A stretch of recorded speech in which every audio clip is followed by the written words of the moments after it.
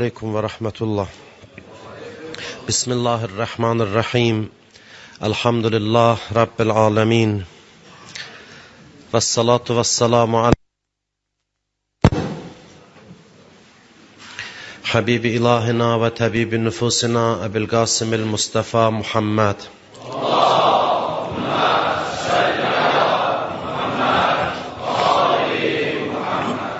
وعلى أهل بيته الطيبين الطاهرين المعصومين المكرمين.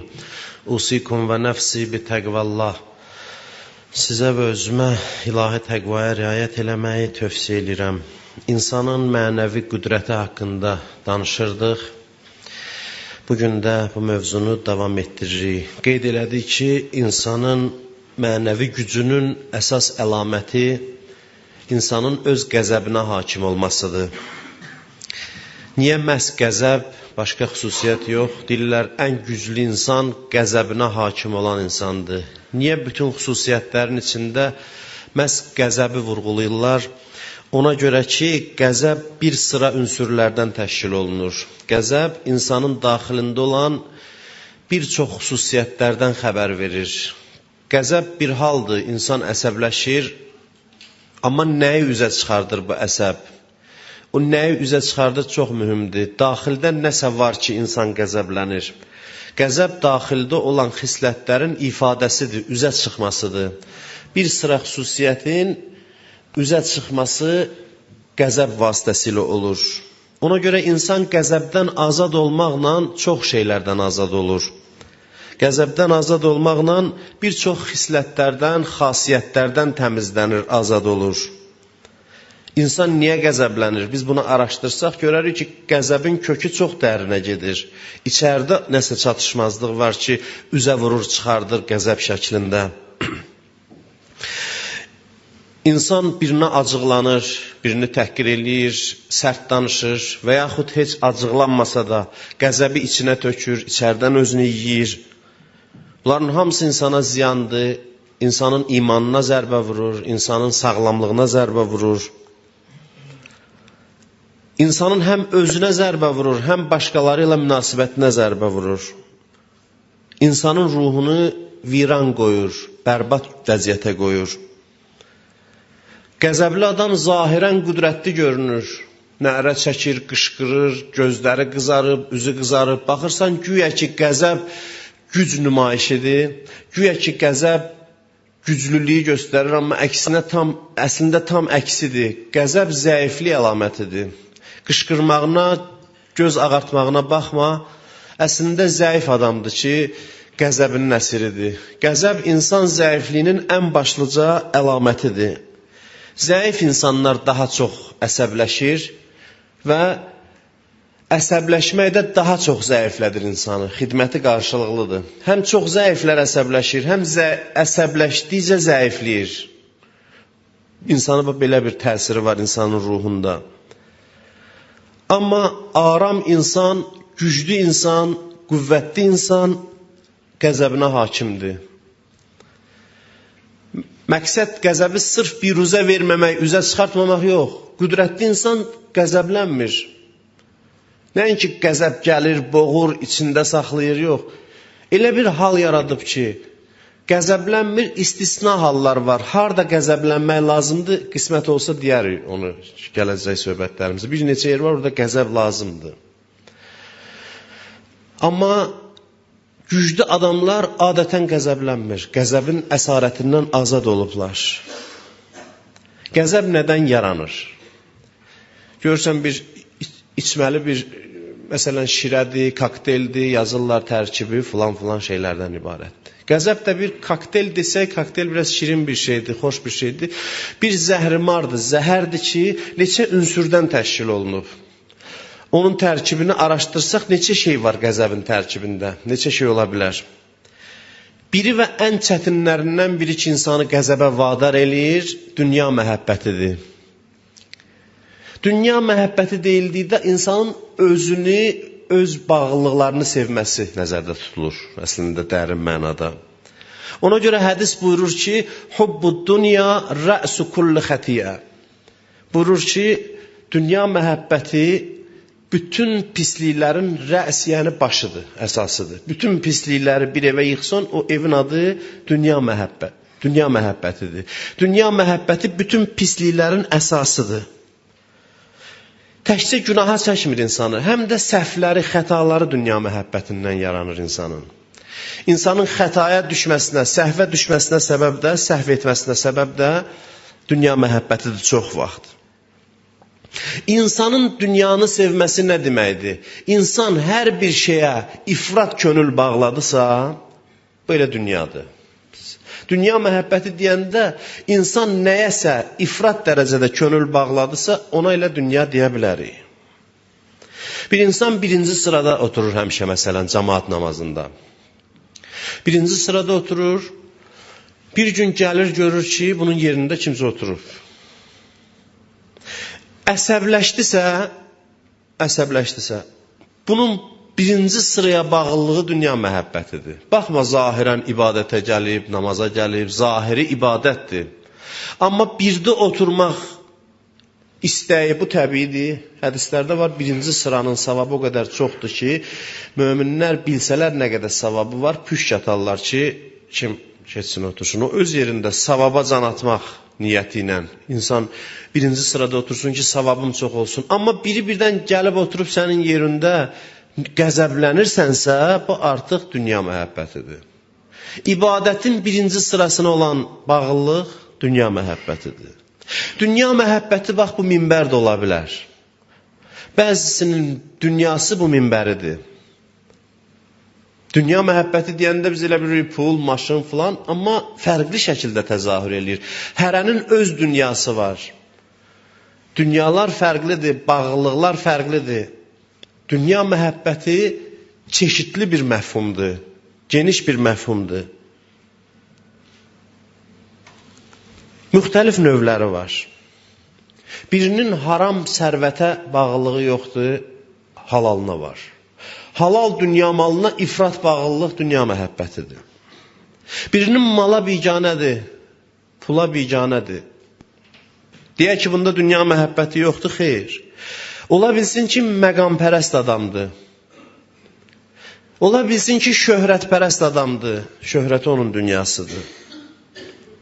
Adam var, ac qalsın, amma buna desinlər, buyur burada, buyur ora, buyur keç otur orada. Bunun xəstəliyi budur, bunun dərdi budur. Buna buyur desinlər, bunu ondan zövq alsın. Ola bilsin, pula çox marağı yoxdur, amma şöhrətpərəstdir. Bunun da dünyasıdır. Ola bilər birinin heç birinə əlaqəsi olmasın, amma çox istəyir ki, ancaq bunun qədrini bilsinlər. Lazım deyil buna məsələn yuxarı başa otuzdursunlar, amma bunun elədiyi yaxşılıqların qədrini bilsinlər. Bu da bir növ dünyadır. Hey gileylənir ki, əlimin duzu yoxdur, kimə yaxşılıq eləyirəm, belə olur, filan olur, filan olur. Bu da bir növ dünya məhəbbətidir. Allah özü iradə eləyib ki, ümumiyyətlə bunu yadda saxlayaq ki, ümumiyyətlə yaxşılıq eləyənlərin çoxunun qədri bilinmir dünyada. Allah bunu niyə eləyib ki, insan diqqətini Allaha yönəltsin. Yəni qədrini mən bilirəm, mən verəcəm, narahat olma. Yox, narahatsansa, əsəbləşirsənsə, o qədir bilmək, qədir, hörmət istəmək özü dünya məhəbbətidir. Biri istəyir hamıdan qabaqda otursun, söhbət məkan mənasında yox. Biri bundan nədəsə qabaqdadırsa narahat olur. Bu, həsəd dünya məhəbbətinin təzahürüdür. Həmişə qəzəblidir bu insan. Kimdə həsəd var, o da dünya məhəbbətindən qaynaqlanır. Bir hissəsidir. Həmişə qəzəblidir. Bütün günü əsəbi haldadır. Biri bahalı maşınla keçir, deyir, buna bax, falan, dünənin uşağı idi, bu indi belə. Biri birinə hörmət elirlər, deyib, buna bax, filan. Bütün günü deyinə gəzir. Heç kəsə də heç eləmir. O adamlar öz keyfindədir. Bu özü içərdən yiyir və əsəbidir, qaşqabaqlıdır. Qabağına çıxan adamı acılayır. Çox pis xislətdir bu. Bilirsiniz, hansı uçuruma aparır adamı? Əl əleyhissalama düşmən eləyir. Həsəd. Yəni, bunun fəsadından bunu desək, bəs eləyər ki, insanı Həzrət Əli əleyhissalama düşmən eləyər. Ki, bu misalı çox demişik ki, Əlinin düşmənlərindən biri Zübeyir idi. Əli əleyhissalam buyurdu ki, bunu həsəd bucuna qoydu. Həsəd bucuna qoydu.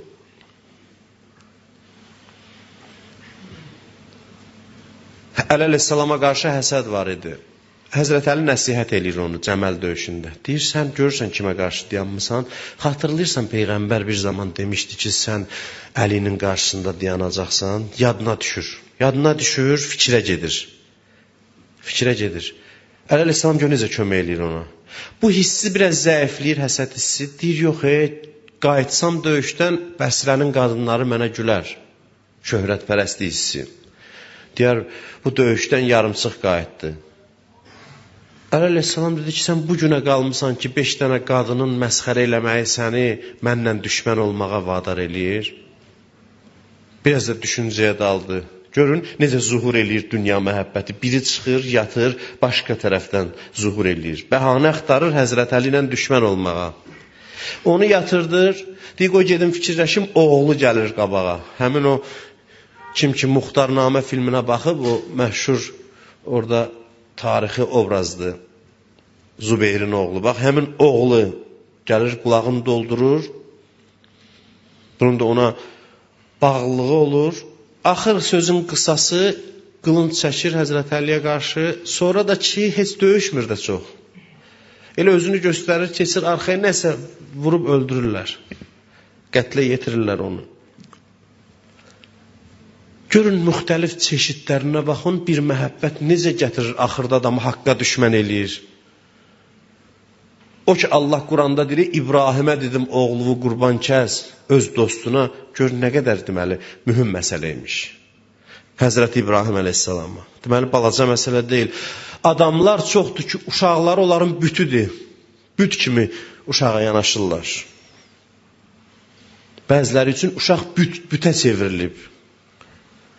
Ay amandır bir şey olmasın, ay amandır belə olmasın.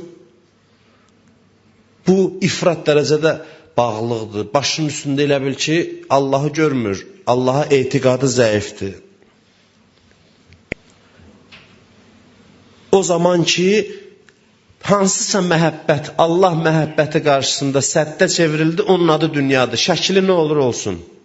Oğul ola bilər, mal ola bilər, minbər ola bilər, təsbih ola bilər, nə olursa olsun. Kərbəlayı rütbəsi, hacı rütbəsi, Məşədi rütbəsi, fərqi yoxdur. Hər hansı bir rütbə ki, insanla Allah arasında maniyə çevrilir, nə olur olsun, bu dünyadır. Adı nə olur olsun. Ana uşağını sevməlidir, bəli ki, sevməlidir, təbii ki, sevməlidir. Bütün insanlar uşaqlarını sevməlidir. İmam Hüseyin əleyhissalam övladlarını sevmirdi. Elə sevirdi, üzündən tuturdu, saqqalından Əli Əkbəri meydana göndərəndə həsrətlə baxırdı. Tarixə düşüb ki, necə həsrətlə baxırdı arxasıcan. Amma mane olmurdu vəzifəsini icra eləməyə. Bu məhəbbət. Yanmağına yanır. Allah da xoşlayır elə insan yansın övladına. Daş ürəkli adamlardır ki, balasını sevmir. O insan daş ürəklidir. Amma hansı həddə?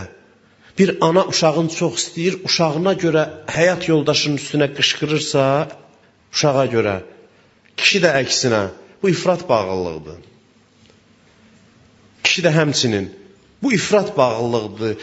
İnsanın dünyapərəstliyinin təzahürüdür.